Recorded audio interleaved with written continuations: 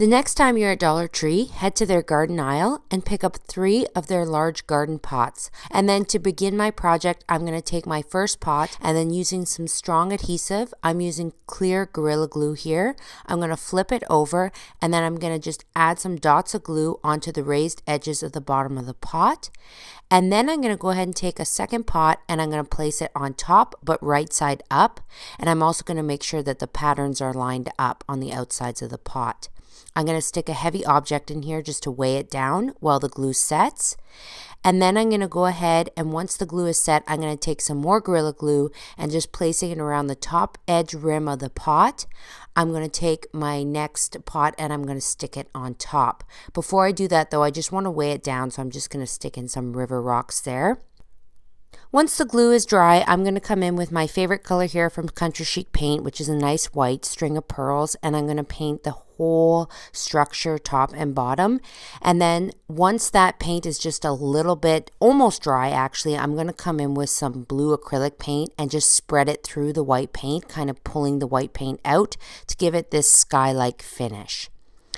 Then I'm going to let that dry, and then I'm going to put the top of my bird bath on here. So this is just a plate that I picked up from Walmart. It's just it was off their clearance rack, really cheap, but it's also very it has a wide edge so it will fill with water nicely, but not too much. And then I'm going to go ahead and I have these little birds here from my own old decor collection, and I thought they just look nice sitting on top here, so I've glued those in place with the Gorilla Glue as well. Then I'm going to come and take it outside, and just to fill in this unfinished edge of the pot where it's flipped upside down, I'm going to fill it with some white river rock that I just picked up from my local dollar store just to give it a more clean finished look. And my bird bath is complete, so I can fill it with water and place it out in my garden. What I like about this is it adds a nice pop of color to my garden and a nice place for birds to come and have a little bath. So I really hope that you enjoyed this project. I hope that it inspires you to get creative and really have fun with this one. Choose your own paint colors that you like in your own design of pots. Get really creative and do something that suits your garden. So I have an assortment of vintage garden tools in my toolbox here, and I have the lid of an oil drum can. I was so fortunate that the hole was actually in this drum lid when I purchased it, but you will need a drill with a metal bit to simply drill your hole in the middle for your clock part to fit through. Now, we would insert the clock first, so this would go underneath through the hole. Then you will place the washer on top. These pieces are little, so they take a little bit of time to get them going. Then you're going to put your small hand on a hexagon shape, and you want to put that down so that it fits on there, right on the hexagon part. And then take your longer hand, put your longer hand on. Once you can get it over, this is the most tedious part, and then you're going to put the cap on the top. And the next thing we're going to do is we're going to mark where our tools are going to be. So we are going to put those around and then put 2 markings at each place. What I did was I created a template using a piece of paper that was just slightly larger than the large hand. I'm going to open that up. I've slit one end open so that I can slide it around the clock like this. So now you know that your parts need to fall within this space around the template. So 12, 1, 2, 3, 4, 5, 6, 7, 8,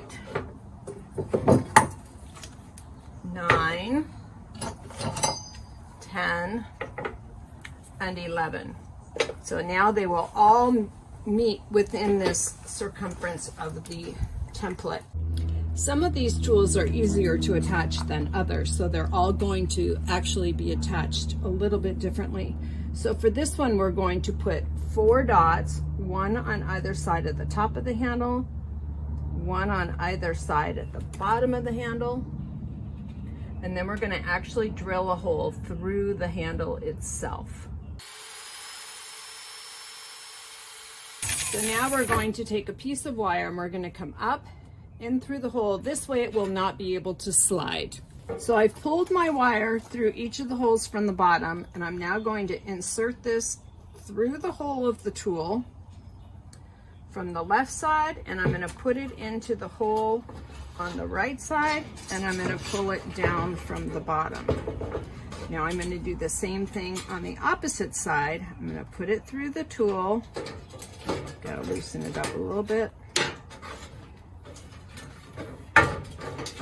Pull it tight, put it through the hole on the opposite side, and now I will secure this on the bottom, and this will hold this perfectly in place.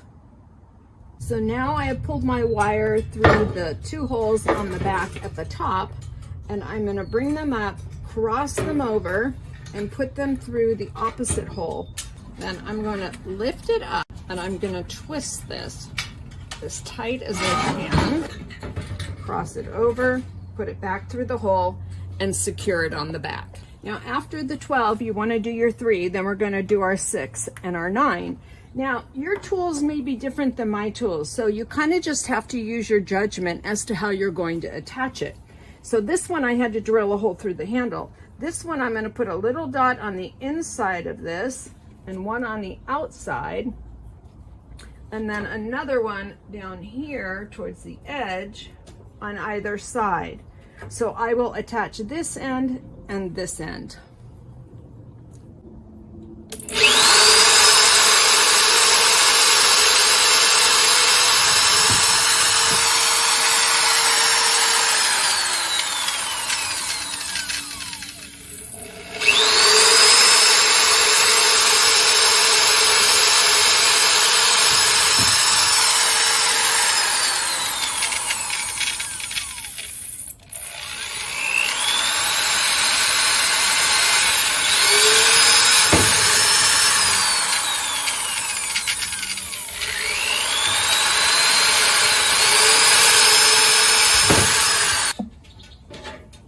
So I put my wire going through those two holes, then I'm going to put my tool through the middle and come back through the opposite way.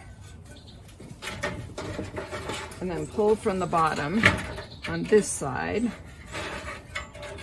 And then I'm going to do the same thing on the other side. Push it through on the opposite side, and then you might want to go through a few times before you secure it. Okay, so now I've put my wire through the two holes on the opposite end of the 3, and I'm going to wrap it around twice, and then I'm going to secure it on the back. Okay, now we're attaching our 6, and I'm attaching another pair of clippers, and you want to make sure that you're perfectly lined up with your 12. Okay, so I've got my 12, my 3, my 6, and my 9 all attached. Now I'm going to go ahead and I'm going to place all of my other tools where they are going to go. Then I'm going to put my 2 markings and attach these just like we did the rest. Again, your tools may be different and they may need to be attached differently, but just drill a hole or two, figure out your wire, attach it, and twist it on the back. Now for the best part, we get to hang it on the wall. So I've chosen to hang this right above our back door so that now all our guests will see exactly what time it is when we arrive.